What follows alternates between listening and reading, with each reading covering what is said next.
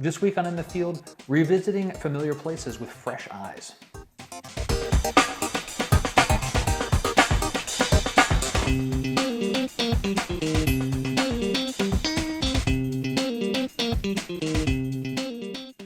Hi everyone, I'm Scott Davenport. Welcome to In the Field. Thanks for joining me. So this week I returned to a familiar place, Windansea Beach in La Jolla. One of my favorite places to shoot in the San Diego area. It's actually one of the locations on my upcoming San Diego Coastlines workshop. There's still a few spaces left in the late April workshop. Check it out if you're interested in joining me. What's nice about going to a familiar place is, it's like meeting an old friend.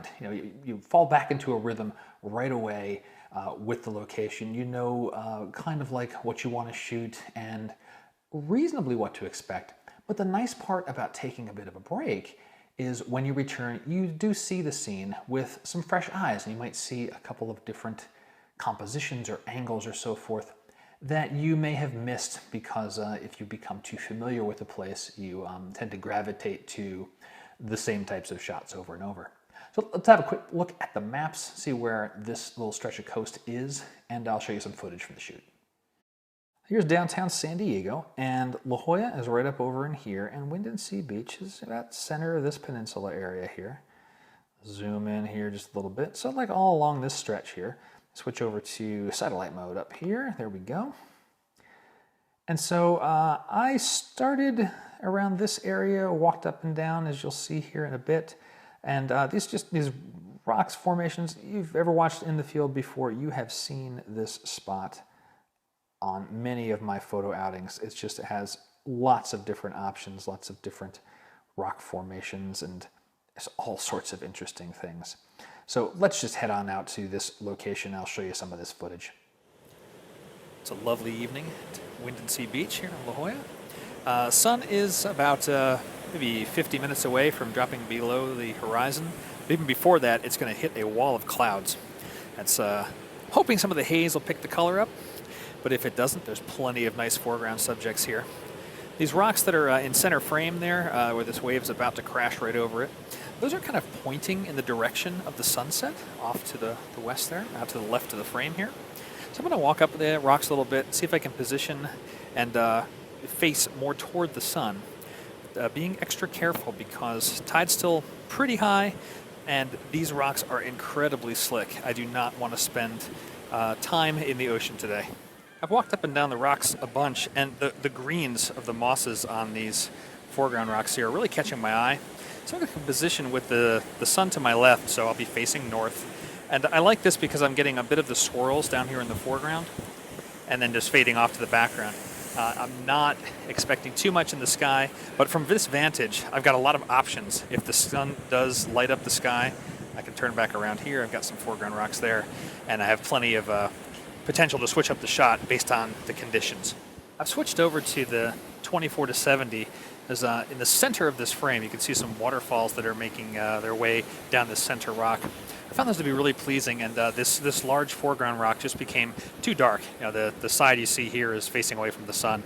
So framed up, something like this, a little bit less of the houses in the distance there in the frame, and really concentrating on timing my shot to catch those waterfalls in that center rock. So now it's just wait a little bit, let the light do its thing, catch a few frames, and hope it all works out. I did one more adjustment to the composition, backed it up a little bit, getting a little more of the waves, and really focusing on the rocks. I did a bracketed series so I can get some detail in this rock that's on the left-hand side here. And now that I've got those set, I'm keeping the camera fixed, shooting at f/16, getting good depth, and I'm getting between a half and 3/4 of a second, so it's going to give some nice drag in the water, and that'll extend. Those shutter times are going to get longer as that sun is about to go behind this big old wall of clouds. It's not in the footage. Now that I really look back at it, I said I walked up and down the length of the rocks, and then it looked like I didn't even move. I did actually walk the length of the rocky areas there, and the parts farther to the north where the longer stretches of rock were pointing back toward the sun, they weren't as compelling. There wasn't a lot going on in the sky. It was pretty hazy, pretty overcast, and not a ton of color. So stuck with essentially where I almost started, just looking up north on the coastlines. I came away with several shots that I was pretty happy with, and I've processed a couple of them. And I'll show them to you here as I'm talking. And I did end up going back to the northern area after the sun had gone down, and then those spots became, I think, more interesting given the light on that day. So the scouting effort was worth it. It just didn't materialize for the sunset shot. It more materialized for the twilight shot. So the tip of the week is to take a break from locations that you go to over and over and over again. We all have our favorite spots, and there's a reason they're our favorite spots, but it's good to take a step back, take a break from those places, so that when you return, you're going to see the place with new eyes, and you'll most likely find a new composition or a new subject that you hadn't considered shooting before. The expression goes, familiarity breeds contempt.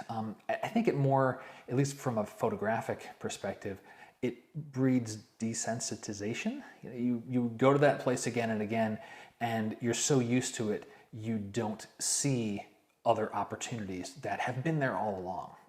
That's it for this week in the field. I hope you've enjoyed it, and thanks very much for spending a few minutes of your day with me. If you got questions, please send them my way. Love getting your questions. They make me think about my photography. Hopefully my answers help you with your photography. We all get better together. It's kind of the whole point, right? In the meantime, have a great week. Get out there, make some photos. Happy shooting.